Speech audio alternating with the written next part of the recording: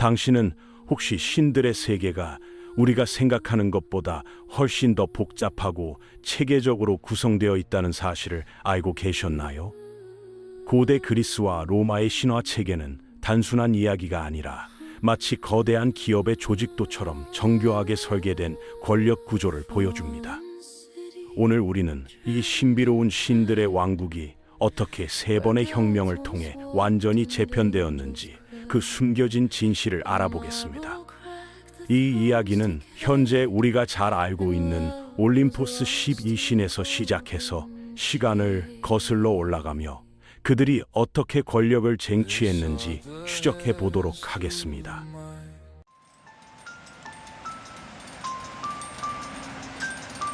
현재 신들의 세계를 지배하고 있는 것은 올림포스 12신이라고 불리는 제3세대 신들입니다.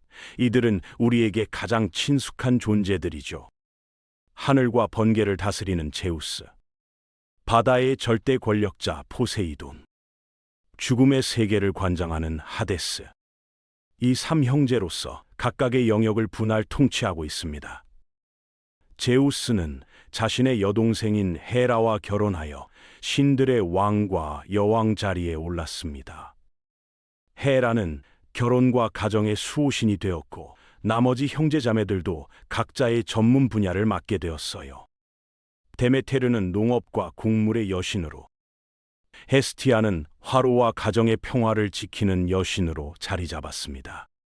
하지만 여기서 흥미로운 점은 원래 6형제만으로는 12신을 채울 수 없었다는 것입니다. 그래서 제우스의 자녀들 중 뛰어난 능력을 보인 이들이 추가로 선발되어 주요 신의 반열에 올랐어요.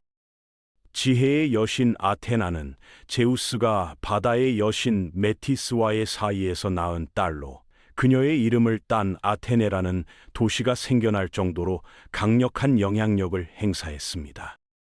전쟁의 신 아레스와 대장장이의 신 헤파이스토스는 제우스와 헤라 사이의 아들들로 각각 전투와 기술 문명을 담당했어요. 사랑과 미의 여신 아프로디테의 출생에 대해서는 여러 가지 설이 있습니다. 어떤 기록에서는 제우스의 딸로, 다른 기록에서는 바다 거품에서 탄생했다고 전해지죠. 신들의 전령 헤르메스는 제우스와 거인족 아틀라스의 딸 마이아 사이에서 태어났으며 그의 날개 달린 신발과 모자는 신화 속에서 가장 인상적인 아이템 중 하나였습니다. 태양신 아폴로와 달의 여신 아르테미스는 쌍둥이 남매로 그들의 어머니는 레토였어요. 아폴로는 의술과 예술, 예언을 관장했고 아르테미스는 사냥과 순결을 상징했습니다. 이렇게 해서 12명의 주요 올림포스 신들이 완성되었어요. 그런데 이들이 어떻게 이런 막강한 권력을 손에 넣을 수 있었을까요? 그 답은 티타노마키아라고 불리는 거대한 전쟁에서 찾을 수 있습니다. 제우스가 권력을 쟁취하기 전 세상을 지배하고 있던 것은 티탄족이라고 불리는 제2세대 신들이었어요. 이들 중 크로노스와 레아가 왕과 여왕 자리에 있었습니다. 크로노스는 시간과 농업을 관장하는 강력한 신이었고 레아는 다산과 풍요를 상징하는 여신이었어요. 티탄족은 총 12명으로 구성되어 있었는데 각각이 자연의 특정 영역을 담당했습니다. 바다와 강의 신 오케아노스와 테티스, 빛의 신 히페리온과 테이아, 그들로부터 원시 태양신 헬리오스와 달의 여신 셀레네가 탄생했어요. 이들의 로마식 이름인 솔과 루나는 현재 우리가 사용하는 태양계 용어의 기원이 되었습니다. 전쟁의 원시신 팔라스는 크리우스의 후손으로 그의 아들 크라토스는 현대 비디오 게임에서도 유명한 캐릭터가 되었죠. 크라토스의 여동생 니케는 승리의 여신으로 유명한 스포츠 브랜드의 이름이 여기서 유래되었습니다. 기억의 여신 무네모시네, 법과 질서의 여신 테미스, 천체 운행을 관장하는 코이오스, 달빛의 여신 포이베 등이 있었고 이들 중 가장 중요한 인물은 이아페토스였어요. 그는 아틀라스, 프로메테우스, 에피메테우스의 아버지였거든요.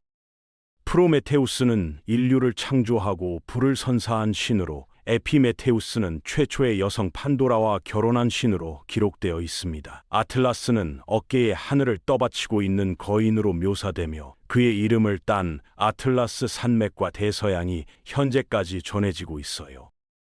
하지만 이 티탄족들도 원래부터 권력자는 아니었습니다. 그들 역시 이전 세대를 무너뜨리고 권력을 쟁취한 혁명가들이었어요. 티탄족이 권력을 잡기 전에는 원시신들이 세계를 지배하고 있었습니다. 이들은 우주의 근본 원리들을 의인화한 존재들로 가장 중요한 인물은 대지모신 가이아였어요. 가이아에서 산의 신 우레아, 하늘의 신 우라노스, 바다의 신 폰토스가 탄생했습니다. 가이아와 우라노스는 부부가 되어 여러 자녀를 낳았는데 이들 중에는 눈이 하나인 거대한 키클롭스들과 머리가 50개, 팔이 100개인 괴물 헥톤케이레스들, 그리고 12명의 티탄들이 있었어요. 원시신들의 세계에서는 또한 수많은 괴물들이 탄생했습니다. 지하 세계의 신 타르타로스에서는 지옥의 문을 지키는 세 머리 개 케르베로스, 황금 양털을 지키던 용, 인간의 얼굴과 사자의 몸, 독수리의 날개를 가진 스핑크스 등이 나왔어요. 바다의 원시신 폰토스로부터는 상반신은 여성이고 하반신은 새인 하피들, 아름다운 노래로 선원들을 유혹하는 사이렌들, 그리고 머리카락이 뱀으로 이루어져 있어 그 얼굴을 보면 돌로 변하게 만드는 고르곤 메두사 등이 탄생했습니다. 어둠의 신 에레보스와 밤의 여신 닉스에서는 죽음의 강을 건네주는 뱃사공 카론, 죽음을 의인화한 타나토스, 잠을 상징하는 히프노스 등이 나왔어요. 그런데 이 평화로운 원시신들의 시대는 한 번의 끔찍한 사건으로 종료되었습니다. 우라노스가 자신의 괴물 같은 자식들인 키클롭스와 헤카톤케이레스를 혐오하여 땅 깊숙한 곳에 감금해버린 것이에요. 이는 그들의 어머니인 가이아에게 극심한 분노와 고통을 안겨주었습니다. 복수심에 불타던 가이아는 거대한 낫을 만들어 자신의 아들들인 티탄들에게 주면서 아버지 우라노스를 제거할 것을 종용했어요. 12명의 티탄 중 가장 어렸던 크로노스만이 이 끔찍한 임무를 수행할 용기를 보였고 결국 그는 아버지를 거세하는 데 성공했습니다.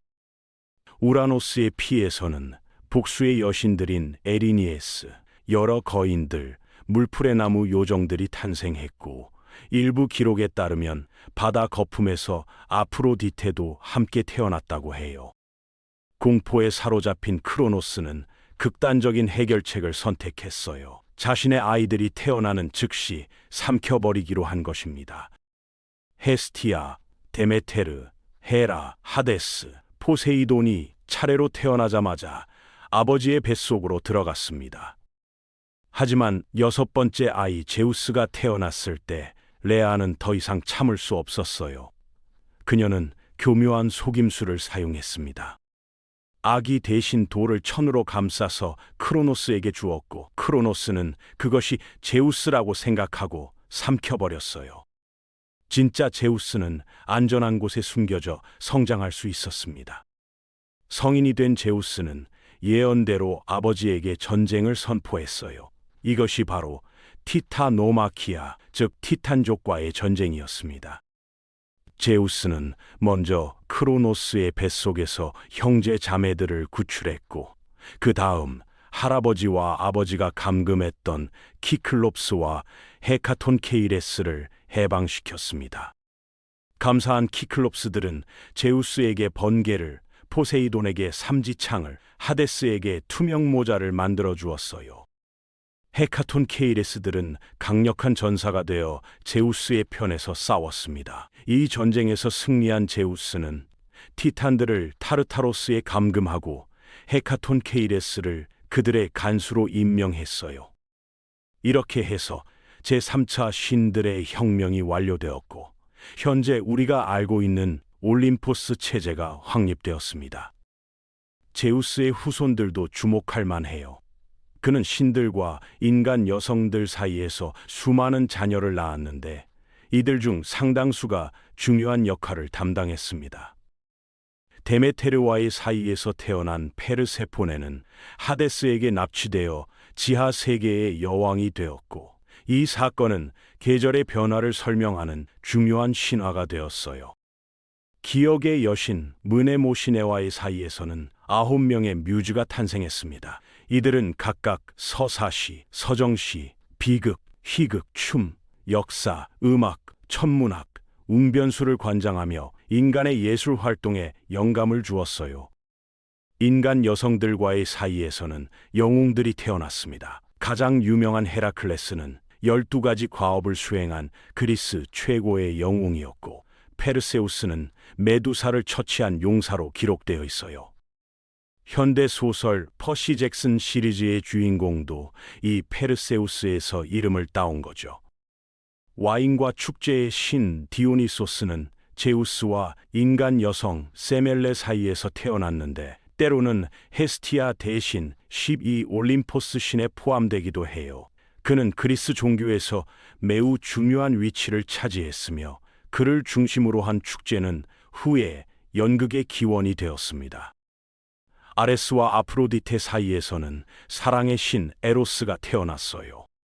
로마인들이 큐피드라고 부른 이 신은 활과 화살을 가진 아기의 모습으로 묘사되며, 그의 화살에 맞은 사람은 첫 번째로 보는 사람과 사랑에 빠진다고 여겨졌습니다. 헤르메스와 아프로디테 사이에서는 헤르마프로디토스가 탄생했는데, 이름에서 알 수 있듯이 남성도 여성도 아닌 양성적 존재였어요. 헤르메스는 또한 목축의 신 판의 아버지이기도 했는데, 판은 반인반수의 모습을 하고 있어서 목동들과 자연을 사랑하는 사람들의 수호신이 되었습니다. 정의의 여신 디케는 제우스와 테미스 사이에서 태어났는데, 그녀는 눈을 가린 채 저울을 들고 있는 모습으로 묘사되어 현재까지도 법정과 법원 앞에서 그 형상을 볼 수 있어요.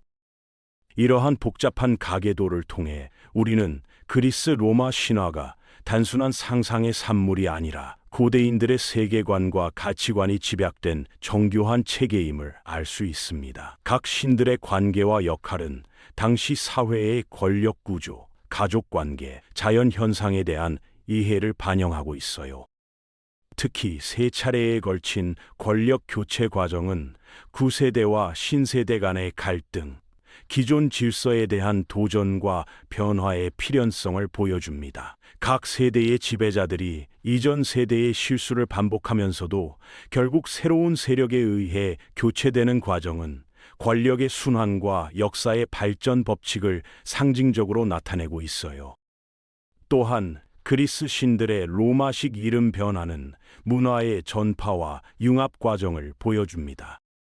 제우스가 주피터로, 포세이돈이 넵투누스로, 아프로디테가 비너스로 불리게 된 것은 로마가 그리스 문화를 수용하면서도 자신들만의 특색을 가미한 결과였어요. 현대에 이르러서도 이들 신화 속 인물들의 이름은 우리 생활 곳곳에서 발견됩니다. 행성의 이름들, 브랜드명, 문학 작품, 심지어 심리학 용어까지 그리스 로마 신화에서 차용한 것들이 무수히 많아요. 이는 이 고대 신화 체계가 인류 문명사에 미친 지속적이고 광범위한 영향력을 증명하는 것입니다. 결국 그리스 로마 신들의 가계도는 단순한 족보가 아니라 인간 사회의 복잡한 관계와 갈등, 그리고 문명의 발전 과정을 압축적으로 보여주는 거대한 서사시라고 할 수 있어요.